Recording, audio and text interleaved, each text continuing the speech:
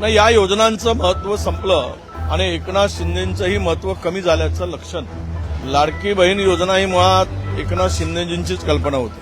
त्यांना वाटलं मी मुख्यमंत्री मला करतील, त्यामुळे त्यांनी पायावर धोंडा मारून घेतला असं माझं मत आहे.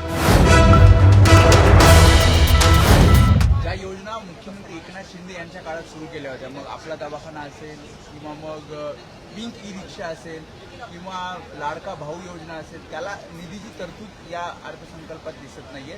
तुम्ही नेमका काय अभ्यास केला?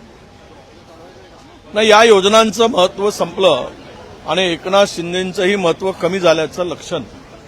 एकूण त्या योजनांच्यावर लक्ष घातल्यानंतर लक्षात येईल. म्हणजे मी तर असं म्हणेन की लाडकी बहीण योजना ही मुळात एकनाथ शिंदेजींचीच कल्पना होती. त्यांना वाटलं मी मुख्यमंत्री मला करतील, त्यामुळे त्यांनी पायावर धोंडा मारून घेतला असं माझं मत आहे. एक तर राज्याच्या तिजोरीला भार पाडलाय आणि बहिणींच्या लाडक्या बहिणींच्या ह्याच्यामध्ये बहिणींना दिलं त्याचा आनंद, पण त्यांनी आणलेली योजनेचा फायदा त्यांना काय झाला हे आता कळत आहे.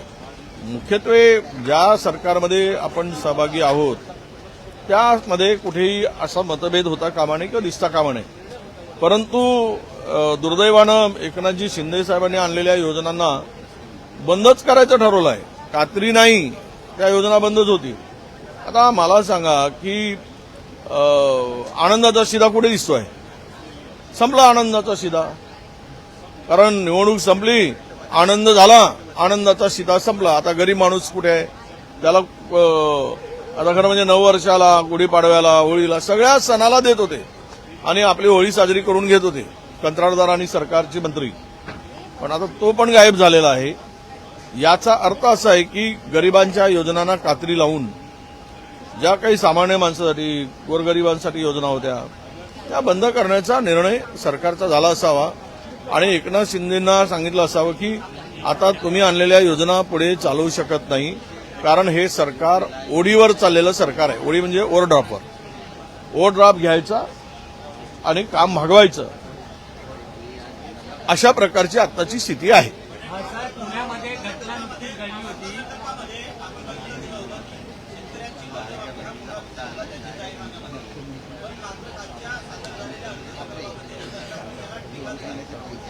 हे काल पण बोललो आम्ही. यांची नियत, यांची करणी कथनी यात खूप अंतर आहे. सत्तेसाठी लोकांना मूर्ख बनवणं हा यांना बरोबर जमते आहे. शेतकऱ्यांना त्याच पद्धतीनं बळी घेण्याचं काम, बळी देण्याचं काम त्यांनी केलं.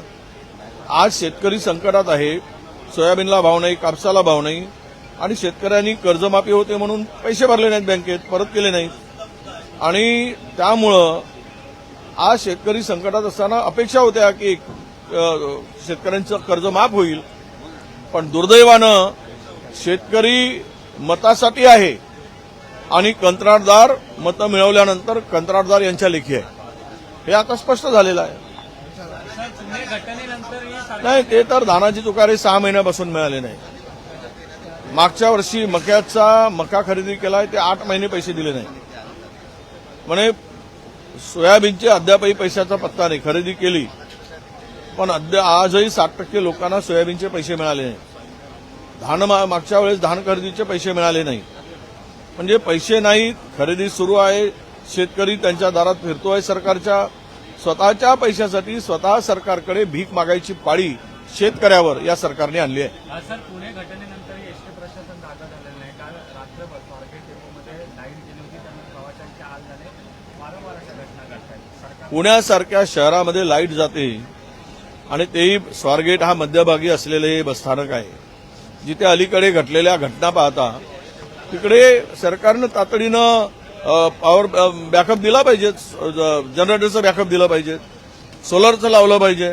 पण पुण्यात लाईट जातेच कशी, हा खरा प्रश्न आहे. पुन्हा काही पाप घडवण्यासाठी ती लाईट गेली का? पाप घडण्यासाठी लाईट गेली का? कोणीतरी षडयंत्र आहे का?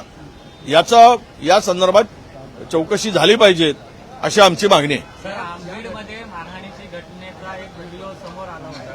त्यामध्ये सोळंके यांचा कार्यकर्ता होता. आता ज्याला मारहाण झाली तो म्हणतोय की माझ्या जीवाला धोका आहे.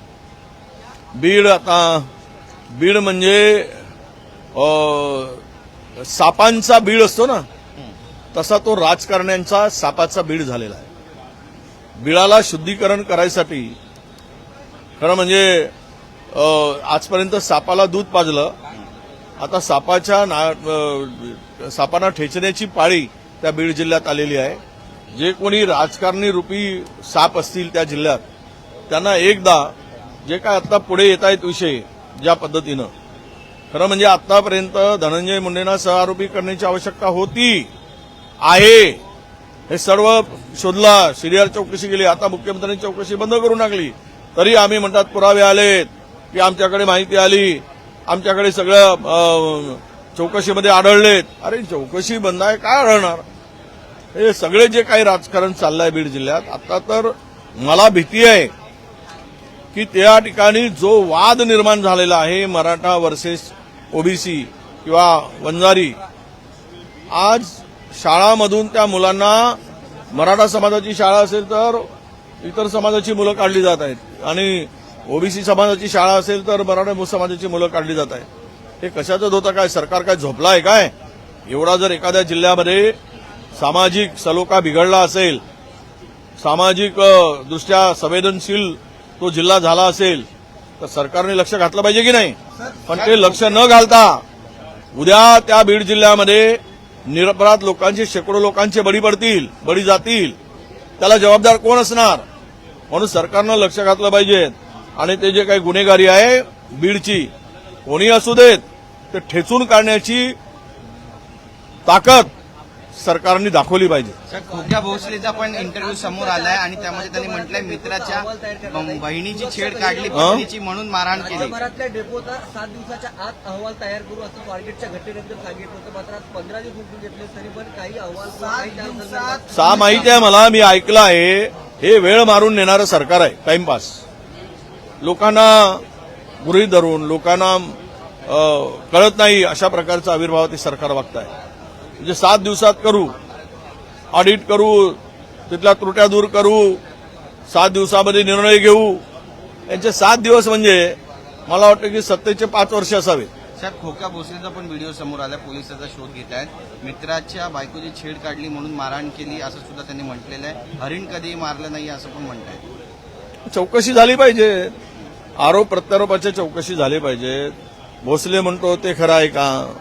चौकशी करणारे कोण? पोलिसांनी बीडच्या पोलिसावर विश्वास न ठेवता या सगळ्या घटनांमध्ये बाहेरचे पोलीस पाठवा, निपक्षपाती चौकशी करा.